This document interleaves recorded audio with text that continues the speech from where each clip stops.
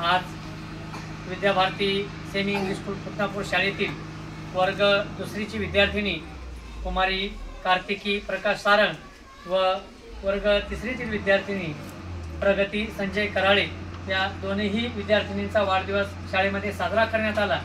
वाढदिवसाचं औचित्य साधून कार्तिकी सारंग या विद्यार्थिनीने शाळेत ज्ञानज्योती क्रांतिज्योती सावित्रीबाई फुले यांच्या विचारांची त्यांच्या कार्याची प्रेरणा घेऊन या ठिकाणी ज्ञानज्योती क्रांतिज्योती सावित्रीबाई फुले यांची प्रतिमा शाळेला भेट म्हणून देण्यात आलेली आहे।